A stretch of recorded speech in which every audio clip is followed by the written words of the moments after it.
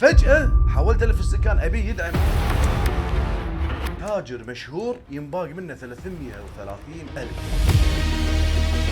تسمعونها بس بالافلام، اشق بطنك وبيع كلاوي. معذبينه بشكل مخيف، الضابط قط نفسه داخل السيارة. شلون هذا الشخص يسيطر على هذه العصابات في مصر والامارات والسعودية؟ قال وصلت الى الخير.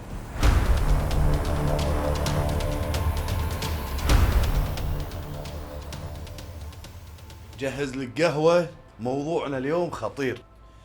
قطينا غترتنا وجاهزين الحين، عاد خلكم مركزين معاي. اليوم قصتنا تسمعونها بس بالافلام وفي الدول الاوروبيه. تاجر مشهور ينباق منه 330 الف. من منو؟ من عصابه منظمه رئيسها في دوله اوروبيه وافرادها في دول خليجيه. دبروا ورتبوا واخطفوا. وقصتنا اليوم فيها ضرب وفيها خطف وفيها سكاكين وفيها صواعق كهربائيه. عشان تعرفون شو اللي صاير تابعونا لنهايه الحلقه. لا تنسون اللايك والشير والسبسكرايب. قصتنا اليوم عن شاب طموح، موظف هو ولكن يشتغل في العملات من سنة 2022 في هذه العملات، يشتري ويبيع البيتكوين، اليو اس تي دي. الحمد لله الله رزقه، صار تاجر معروف في دولة الكويت. قبل لا نبدأ بالقصة، طبعا أدري أغلبكم عارف شنو العملات الإلكترونية، ولكن خلونا نشرحها للناس اللي ما تعرف. العملات الرقمية هي مثل الفلوس ولكن عملات مشفرة، هي أصول افتراضية إلكترونية، مو نفس الفلوس. يعني الفلوس بالبنك المركزي موجود مقابلها ذهب أو موجود مقابلها عملات أخرى، أما هذه تعتمد على البلوك تشين وتعتمد على نظام الند للند بشكل لا مركزي. وهني اللي دائما البنوك تحذر منها او البنك المركزي بالتحديد، لانها ما تخضع تحت رقابة اي من البنوك المركزية، وطبعا تستخدم للتداول والاستثمار والدفع من خلال الانترنت. وهي طبعا هذه العملات مؤمنة من خلال التشفير. واليو اس تي دي هو الدولار الامريكي الالكتروني. قصة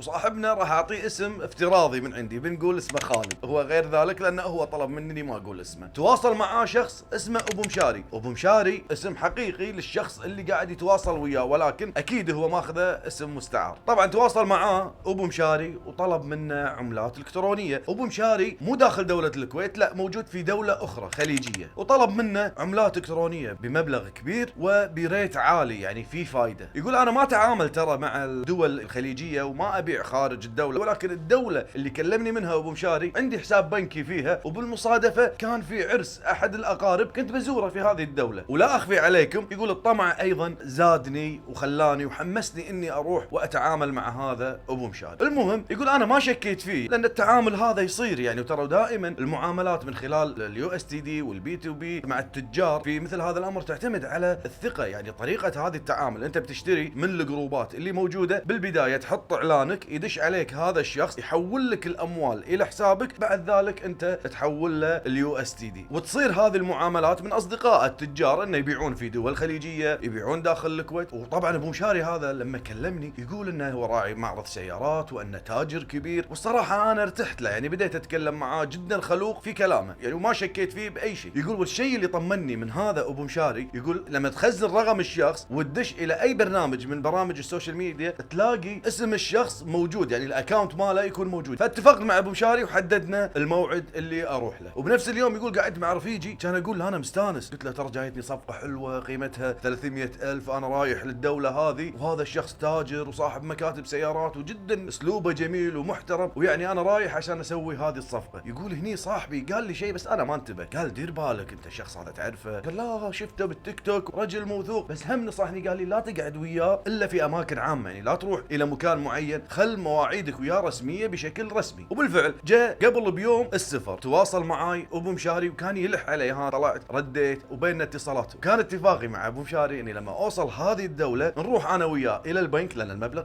كبير لازم يصير تحويل من داخل البنك. فقلت له نقعد في البنك وتحول لي المبلغ وابدا انا احول لك هذه العملات، وهذا اتفاقنا. فركبت الطياره. طبعا انتم تسالون ليش محمد قال له دير بالك لا تروح اقعد وياه في مكان عام؟ لان ابو مشاري قال له راح احجز لك تذكره واحجز لك فندق بس يبي يجي. طبعا انا ادري الحين انتم قاعد تسالون ليش ما يحول له دايركت المبلغ ويحول له هو اليو اس تي دي، ما يحتاج يتقابلون، هي مو اوراق وتوقيع، هي شغل الكتروني. انا افهمكم ليش. التعاملات في مثل هذه العملات لها طريقه ولها نظام. مثلا عندنا في دوله الكويت في جروبات، تدش هذا الجروب تحط اعلانك، دائما المشتري صاحب الدينار اللي بيحول هو يحول اول، فصاحب الدينار لما يحول هذا المبلغ ويدخل في حسابي، احنا في نفس الدوله لا سمح الله صار نصب صار شيء اقدر اشتكي عليه، عندي صوره بطاقه المدنيه ورقم تليفونه، وايضا عندي حسابه اللي انا حولت له المبلغ والشات اللي بيننا، يعني ما يقدر ينحاش ولا يروح مكان. بعد ما يحول المبلغ لي انا احول له هذه العملات الالكترونيه. هذا قاعد نتكلم داخل الكويت. اما هذه المعامله راح تكون دوليه ومبلغها كبير، فعشان كذي صار الاتفاق انهم يتقابلون وجه لوجه، لان ابو مشاري مو واثق في خالد، وايضا خالد مو واثق في ابو مشاري، فراح تصير المقابله فيس تو فيس ويتم التحويل. هني يحول له المبالغ وهني يعطيه العملات الالكترونيه. بناء عليه اتفقوا. شنو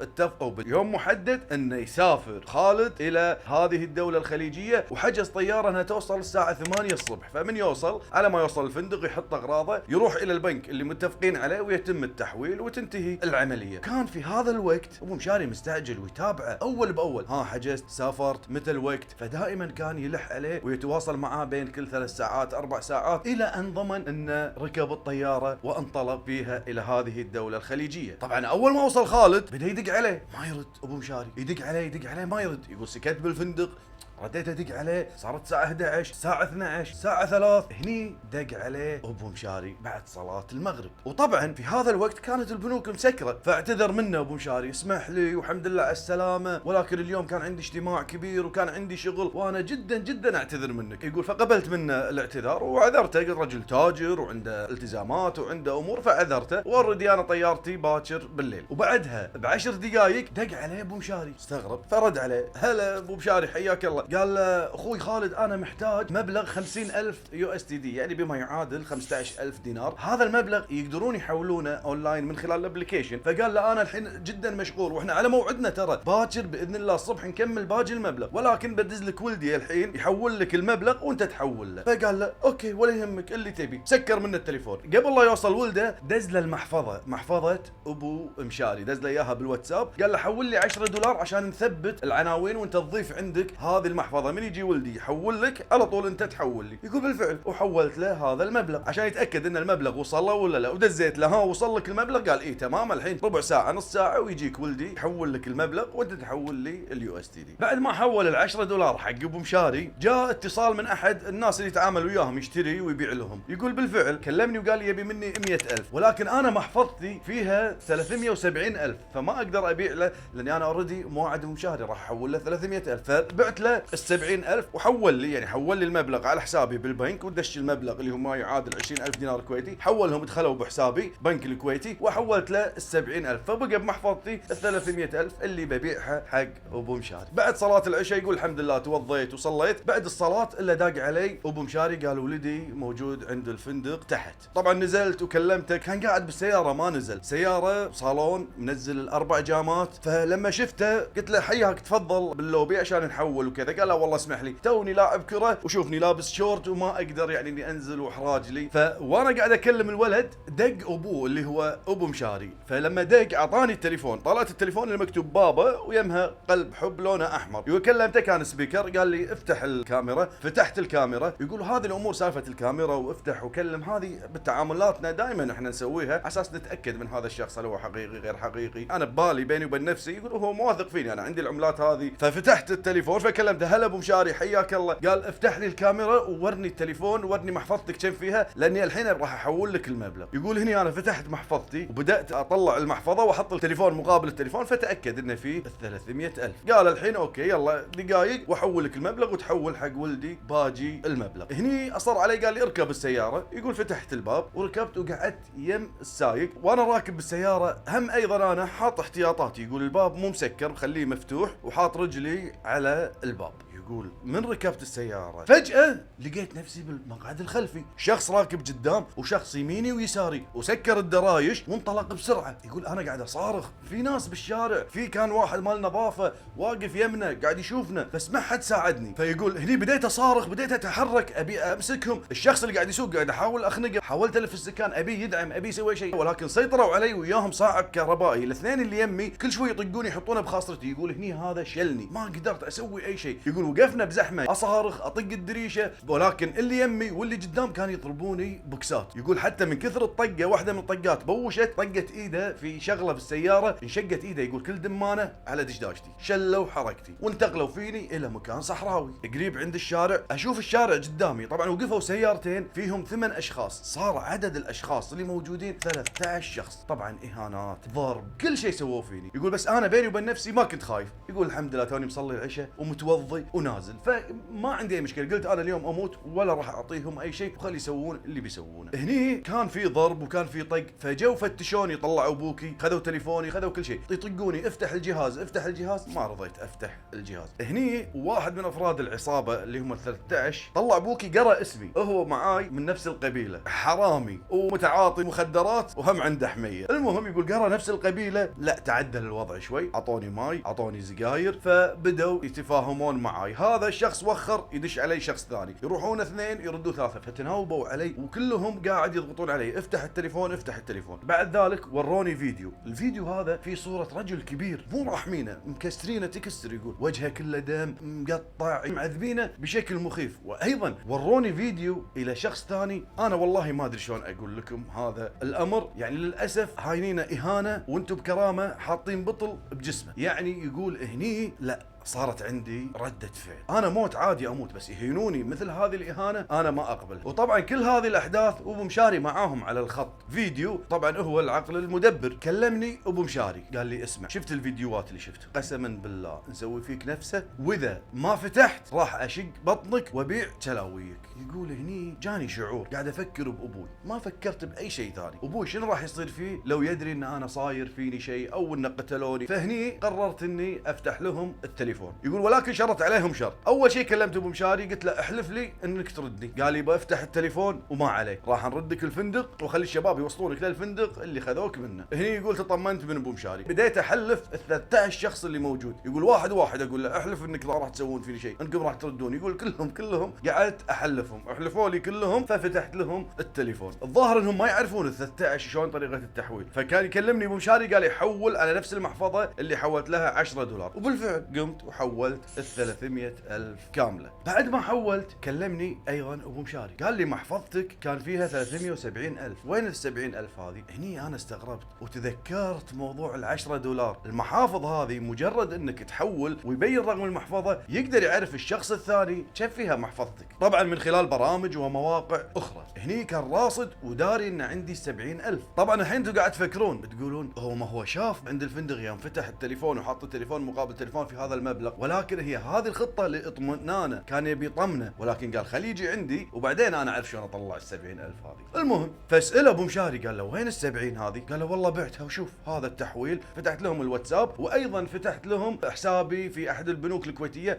وكان في 44,000 دينار كويتي، ال20 اللي تو بايعها، وكان عنده 24,000 من قبل. هني ايش قالوا؟ قالوا ما راح نهدك، ال44 هذول الحين تشتري لنا فيهم عملات وتحولهم لنا. قلت لهم حاضر اللي تبونه. فدخلت على احد المنصات اساس اشتري لهم في هذا المبلغ، ولكن هذا البنك كحد اقصى 20,000 دينار تحويل باليوم الواحد. فسويت اوردر من خلال هذه المنصة، جيت بحول المبلغ الى الشخص اللي بشتري منه، الاو تي بي ما قام يوصل. فهني صارت لخبطة بينهم وبين بعض، شو نسوي كذا، يشيكون يجربون، فشالوا حتى شريحتي حطوها باجهزتهم وقاموا يحاولون انه يوصل الاو تي بي. الحمد لله انه ما وصل. المهم هني قالوا له ما راح نهدك الا تحول لنا 70,000 هذه. طبعا ابو مشاري اللي قاعد يكلمه هني يقول قاعد تفكر شنو اسوي. هم قاموا يساعدوني، مو قاموا يشيكون على الواتساب، قالوا له كلم فلان، كلم الناس اللي موجودين معي واطلب منهم يو اس دي. قالوا ما يصير، لازم انا احول لهم اول بعدين هم يحولوا لي اليو اس دي. قال لا جرب كلم فلان الفلاني، هم يطالعون المحادثات يدرون ان هذا صديقي هذا كذا. فاول واحد طلعوه منه صديقي اللي يدري اني انا مسافر ورايح ابيع هذه العملات. يقول بالفعل فدشيت عليه وقعدت اكلمه، وقمت اكلمه بطريقه وباسلوب الدوله هذه عشان انا ابي ينتبه وما يحول مبلغ. هذا صديقي لو اطلب منه 200,000 300,000 مليون راح يحول لي اذا كان عنده. يقول فصاحبي هذا وانا قاعد اكلمه كتابه ولكن بلهجه هذه الدوله، فلما قمت اكلمه باللهجه هذه صديقي هذا بسرعه دق علي سناب، فقاموا يسكرونه، يدق علي بسناب ويسكرونه. قال ما راح احول لك المبلغ الا تكلمني كاميرا. وبالفعل كلموا ابو مشاري، خذوا الموافقه، فلما دق ردوا عليه وشغلوا الكاميرا وحطوا تليفونه بالشكل هذا، وابو مشاري قاعد يكلمه من التليفون الثاني. شو يقول له؟ يقول له حبيبي الحين اذا ما حولت لنا المبلغ راح نقتل صديقك. يقول صديقي من الخرعه سكر التليفون وما قام يرد عليهم. هني صاحبي لما سكر التليفون قام هم يكلمونه بالواتساب ما قام يرد، وهذا تصرف جيد منه وصحيح. هني قام يبحثون على ناس ثانيين، فدشوا على شخص ثاني ايضا بيني وبينه تعاملات، ايضا كلمته بنفس لغه الدوله هذه، ولكن هذا ما استوعب، ما بيني وبينه ميانه، في ثقه بيننا ولكن ما في الميانه اللي يفهم الموضوع. فطلبت منه انه يحول لي مبلغ 20,000 USDT وحولهم لي، وعلى طول حولتهم الى منو؟ الى ابو مشاري. طبعا شافوا الواتساب كامل مراسلاته مع التجار، كل شوي يقولون له كلم واحد، كلم الثاني، كلم الثالث، يبي يحاولون ياخذون اكبر مبلغ منه. هني تذكرون صاحبه اللي دق عليه وشغلوا له الفيديو، هذا بنفس الوقت ايش سوى؟ دق على عيال عم خالد ودق على ربعه، فتجمعوا كلهم عنده بالديوانيه. هني بدا يتحرك، اتصل حتى ايضا على الشرطه في الدوله اللي موجود فيها الشخص هذا، ولكن ما عنده اللوكيشن، ما عنده مكان، ولا عنده ايضا اسم الفندق، ولكن بلغ. ايضا بنفس الوقت دش على جروب التجار، قال لهم يا جماعه ترى فلان الفلاني تليفونه مسروق، لا حد يحول له، لا حد يتعامل وياه. فهني كل ما قاعد يكلم احد، صاحبنا هذا اللي بايقينه كل ما يكلم احد ما يرد عليه، اللي ما يوافق. هم شافوا الجروب نفسه انه كاتب صاحبه الثاني ان فلان تليفونه مبيوق. هني ايضا يأسوا، فطلبوا منه انه يكلم نفس الشخص اللي حول له 20,000 هذا نفسه، كلمه عطاه بلوك وما رد عليه. هني ايضا قاموا يضغطون عليه. هم شنو يبون ال 44,000 دينار اللي موجوده بحسابه بالبنك، شافوها هذه تعادل كم؟ تعادل اكثر من 140,000 USDT،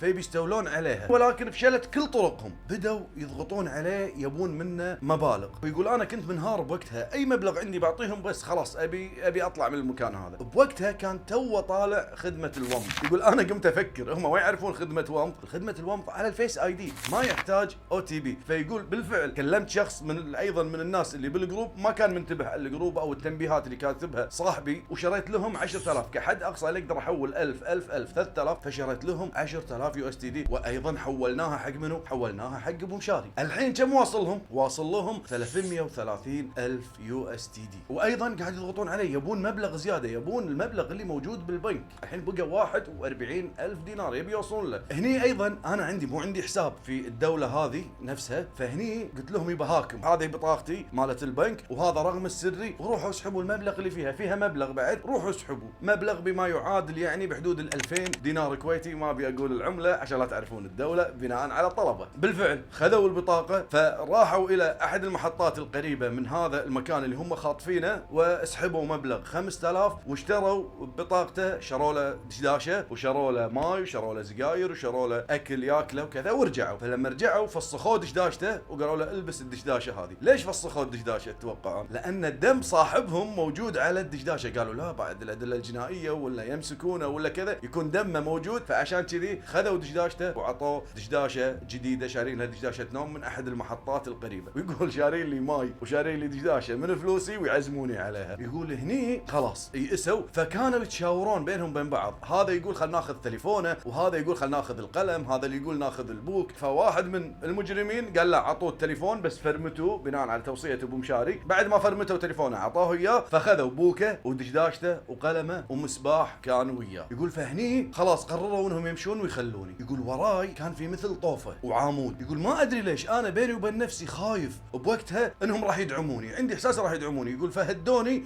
وبداوا يركبون السيارات، انا من نفسي تحركت ووقفت ورا هذه الطوفه والعمود ناطر انهم يعني يجون ويدعموني، فاحتميت فيها. يقول شفتهم راحوا، هني تطمنت فبديت امشي الى الشارع. يقول وصلت عند الشارع الا في شاحنه وفي داخلها شخص موجود. يقول بديت اكلمه انا خاطفيني. يقول كانت رده فعله مو زينه، يعني هو خايف من نفسه، الظاهر من منظري وشكلي كان خايف، ما ساعدني. اقول له لو سمحت ابي تليفون ابي كذا، رفض انه يساعدني. فقمت اشر بالشارع، فوقف لي واحد ابن حلال، اول ما شافني عسى ما اشر من هذه الدوله، عسى ما اشر، قال انا مخطوف، انا وضعي كذا كذا كذا. قال لا ابشر ولا يهمك. فاخذ التليفون ودق على الشرطه. يقول 5 دقائق وصلت الشرطه. اول ما جو استفهموا مني الموضوع، شو اللي صاير معاك؟ فشرحت لهم الوضع على عجاله، يعني انا تعبان جدا تعبان. يقول فركبوني وياهم بالدوريه ورحنا انتقلنا الى مركز الشرطه. يقول واثناء وانا راكب وياهم رايحين لمركز الشرطه بديت اشغل جهازي. يقول الحمد لله اشتغل الجهاز وشبكته على الانترنت. تدرون جهاز الايفون يحتاج يشبك على الانترنت لانه مفرمت، يحتاج انه يسوي بعض الاعدادات على اساس يشتغل هذا التليفون. يقول اشتغل تليفوني كان الاقي الحمد لله الارقام موجوده، كل شيء ممسوح من التليفون الا الارقام. فوصلت مركز الشرطه واعطيتهم رقم ابو مشاري واعطيتهم البيانات ونزلت الابلكيشن مال المحفظه ونزلت التحويلات اللي حولتها ونزلت كل هذه الامور واعطيتهم الى رجال الشرطه. وبالفعل بداوا يسالوني يستفهمون الموضوع وسجلوا القضيه كامله. الامر هذا طول يمكن بحدود ساعتين. طبعا اثناء هذا الوقت صاحبي اللي بالكويت كان داق اوريدي على الشرطه ومقدم بلاغ وداق على واحد من جماعتهم وواحد نعرفه، فكلمته فجاني الى مركز الشرطه فانتقلنا. الشرطه قالوا لي خلاص الحين تقدر تروح. فركبت مع صاحبي ورحنا الى الفندق. يقول وصلت الفندق الا شرطه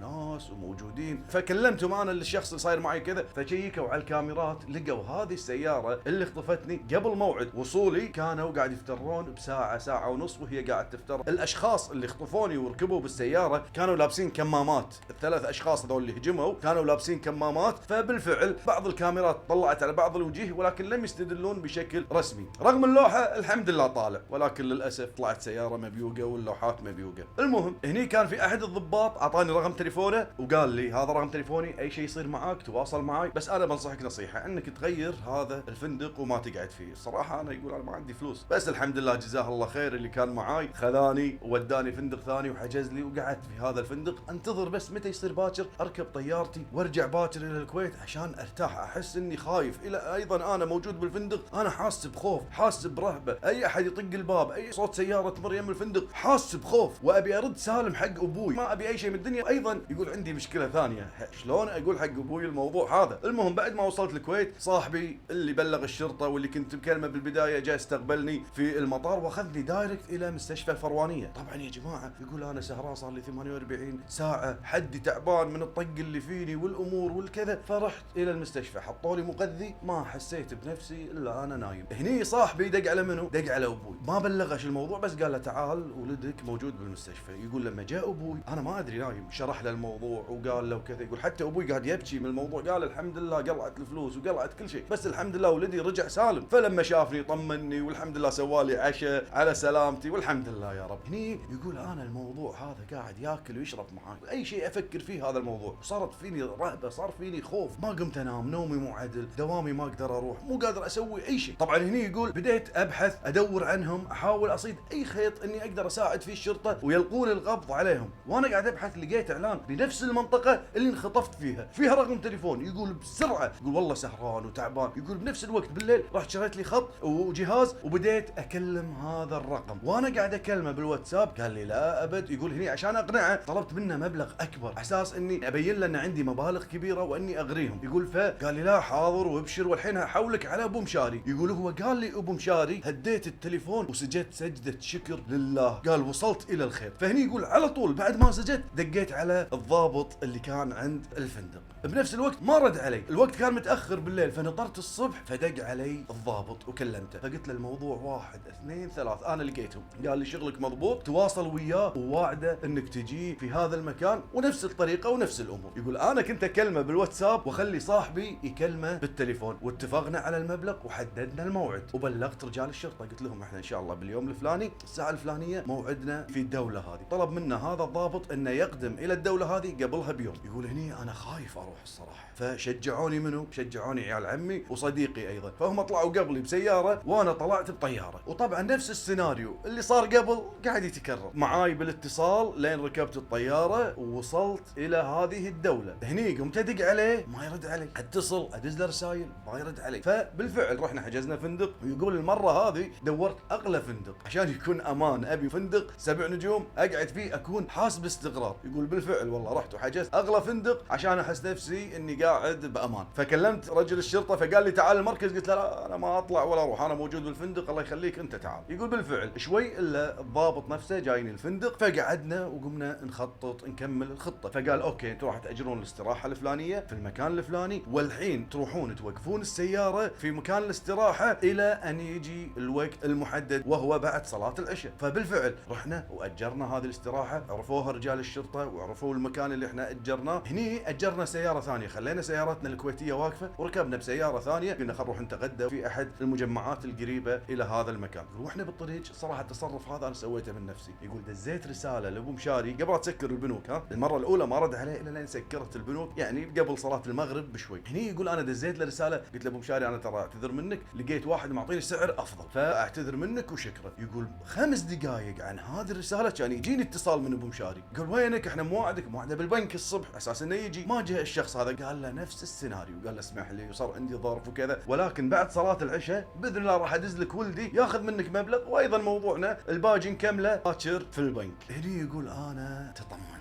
اثناء وهم رايحين يتغدون ترى ابو مشاري طلب منه اللوكيشن، قال له دز لي اللوكيشن على اساس ولدي يجي. قال له لا انا طالع الحين اتغدى، فلما ارد ان شاء الله المكان راح ادز لك اللوكيشن لاني ما اعرفه. فقال له اوكي. بعد صلاه المغرب لما رد دز له اللوكيشن، قال له هذا المكان. فرحنا تغدينا وضبطنا امورنا. على صلاه المغرب احنا موجودين بالاستراحه هذه، طبعا كانوا معانا بمعرفه الشرطه والمباحث وحراسه، يعني احنا داخل ننتظر الموعد. فبالفعل اذن اذان العشاء وانا انتظر، يقول كل دقيقه قاعد تمر احسها ساعه. بالفعل صار الموعد المحدد، جاني اتصال من ابو مشاري قال ولدي ان شاء الله بالطريق جايك الحين ان شاء الله، يعني ياكد الموعد، يعني قال اوكي انا موجود وحياه الله. فجاء الموعد اللي كان ناطره خالد انهم يلقون القبض على هذه العصابه. فلما طلع الضابط فكانت السياره واقفه قدام الاستراحه والسايق من الجهه الثانيه، ونفس السياره ونفس الشخص وفاتح 4 درايش. فوصل وطلع هذا الضابط كأنه ارتبك منه الشخص اللي كان يقود السياره، وجاء احساس لانه لابس زي هذه الدوله مو زي شخص كويتي، فلما جاء قاعد يكلمه ما ركب وياه بالسياره. فكان هذا الضابط ما عنده خبره في موضوع تعامل الالكتروني، فكان بيفتح السياره ويركب معاه على طول. الشخص حط الجير يبي يدوس، الضابط قط نفسه داخل السياره، حاول يمسك السكان ويطفي السياره. بنفس اللحظه هذا الشخص فتح الباب وبدا يركض. هني طلعوا رجال الشرطه، ولكن في شيء كانوا يقول احنا ما ندري عنه. يقول هذول من طلعوا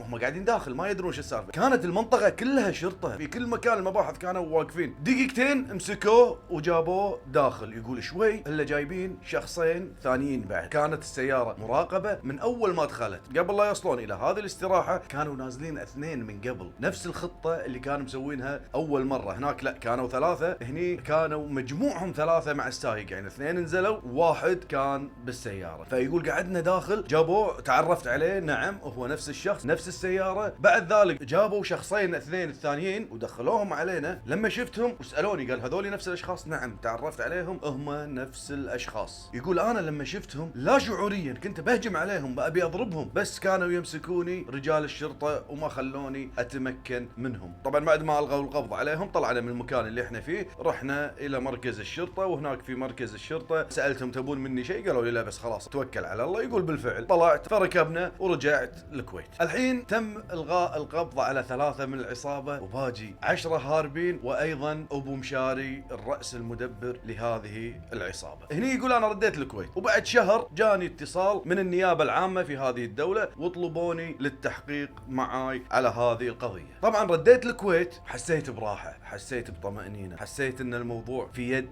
امينه. صدق ان فلوسي ما رجعت لي الى الان، ولكن حسيت براحه. وبشرت ابوي وقلت له ترى مسكناه. هني اثناء فتره التحقيق وقبل لا يدقون عليه يعني انه تعال احضر للتحقيق، جاني اتصال من شخص شامي اللهجه ولكن يمكن سوري. هذا الشخص كان يطلب مني التنازل عن واحد منهم وهو الشخص اللي كان يسوق، مقابل انه يعطيني بيانات ال10 اشخاص الثانيين. انا كنت امشي وياه اقول له اوكي شو اللي تبي؟ من ضمن الاشياء اللي ارسلهم لي صوره الشخص هذا، هذه اثناء احد عمليات الخطف. هذا بالفعل واحد منهم، الى الان ما مسكوه. طبعا انا قلت له انا موافق وقاعد امشي وياه، ابي احاول اوصل الى هذه العصابه واسلمها الى الشرطه. وبالفعل كل تواصلي معاه كان بعلم من النيابه العامه وبعلم من ضابط الشرطه اللي كان يتواصل معي. فقام يرسل لي صور اشخاص مو نفس الاشخاص اللي بالفعل كانوا موجودين، الا واحد منهم اللي حطيت لكم صورته هذا، عشان يوهمني بان هذول الناس اللي كانوا خاطفيني. وتدرون هذا الشخص بدا يعرض علي اني اشتغل وياه، يقول انا كنت اكلمه واقول له رد لي فلوسي، انا مسكين، انا ابي المبالغ هذه، انت دمرت حياتي. فكان يقول له تبي ارد لك فلوسك، تعال اشتغل ويانا، سلمنا ناس، قول لفلان ولا فلان عطني رقمه وخله يجيني في الدوله هذه او دول اخرى هو ذكرها. هذا الشخص طلع هو الرجل المدبر، هو رئيس العصابه. اتوقع الان في سؤال ببالكم اللي هو شلون هذا الشخص يسيطر عليهم وهو خارج البلاد ويسيطر على هذه العصابات اللي قلناها لهم فروع في مصر وفي الامارات وفي المملكه العربيه السعوديه، وقاعد ينفذون جرائم وفي ضحايا لهذا الامر. ولكن هذا الشخص اللي موجود بالخارج اللي قاعد يسيطر على هذول، شلون يسيطر عليهم؟ كل مكالماته معاهم بالفيديو ودائما يسجل لهم. فشي يسوي؟ يجند ناس في هذه الدول. هذا الشخص اللي مجنده يعطيه اموال، يعطيه مخدرات، ويكون ماسك عليه هذه التسجيلات. تشتغل بالشغل يقول لك اياه ولا اسلمها للشرطه؟ فهذا الشخص يكون ضعيف تحت رحمه هذا، وهو بالفعل يكون اخلاقه تعبانه، فيتصيد هو الناس خريجين السجون. فهذا الشخص مثلا ابو مشاري، كل الشخصيات اللي كانوا معاه 13 شخص وين يحتضنهم؟ يحتضنهم من السجون. عنده فلان تو طالع من السجن يكلمه فيبدا يجند هذول الناس. وايضا كذلك في الدول اللي ذكرناها. وعندنا قضيه ثانيه كلكم عرفتوها، هي قضيه سعود الرشيدي. اللي ما شافها خلي يشوفها، كان هو بنفسه طالع معاي في البودكاست ويتكلم. وايضا هذا السوري اللي موجود بالمانيا كذلك يتعامل مع هذول بهذه الطريقه. واي شخص تعرض الى مثل هذا الامر اتمنى انه يتواصل معاي بشكل شخصي. وطبعا كل المكالمات اللي كانت مع هذا الشخص رئيس العصابه الرئيسي اللي يدير هذول العصابه في هذه الدول، يقول لي كل المكالمات كنت مسجلها ولله الحمد وقدمتها الى النيابه العامه. وطبعا بالنهايه تبي تعرفون شو اللي صار على هذول المجرمين؟ في ناس مسكوهم، في ناس ما مسكوهم، وصدر ضدهم حكم ولازم ياخذون عقاب مثل هذول الناس ويقعدون بالسجن. قبل نسمع مثل هذه القصص بالافلام في الدول الكبيره مثل بامريكا، ببريطانيا، بفرنسا، ولكن هذه الجرائم وصلت عندنا في الدول الخليجيه. عصابات منظمه قامت تخطف الناس وتبتزهم وتسرق منهم فلوس، مثل ما سمعتوا القصص لاكثر من قصه انا تكلمت عنها عن هذا الموضوع. وللاسف الناس هذه تستهدف منه؟ تستهدف الطماع والناس اللي تركض وراء الثراء السريع.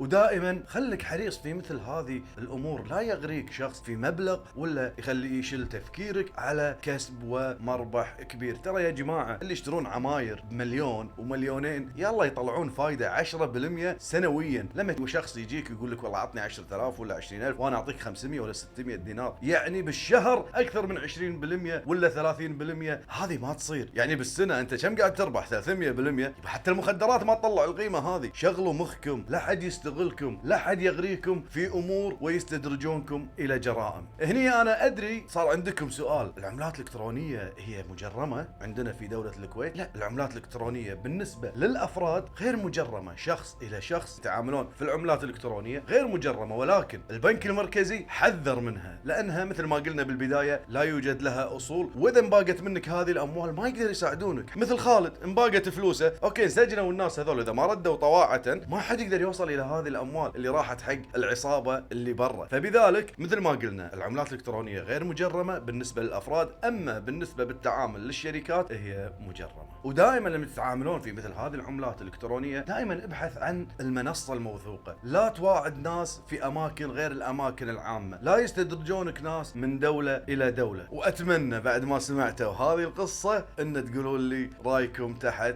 في الكومنت. لا تنسون مشاهده الحلقات السابقه والحلقه القادمه. طبعا اللي شاف الحلقه ترى من الصبح طالع مثل ما شفتوا بالبدايه، جاي من المحكمه على طول على التصوير، فكل هذا المجهود وهذه الامور اللي قاعد تشوفونها اذا كانت تستاهل لا تقصرون معانا. ورساله حق اللي عاجبته الحلقه وهذه القناه، بدام عاجبتك ترى دعمك لنا باللايك والشير والسبسكرايب، يعني خذها شير وقطها بالجروبات، خلي الناس تستفيد من المعلومات اللي موجوده في هذه الحلقه. وهني خلصت حلقتنا ونشوفكم في الحلقات القادمه. في امان الله.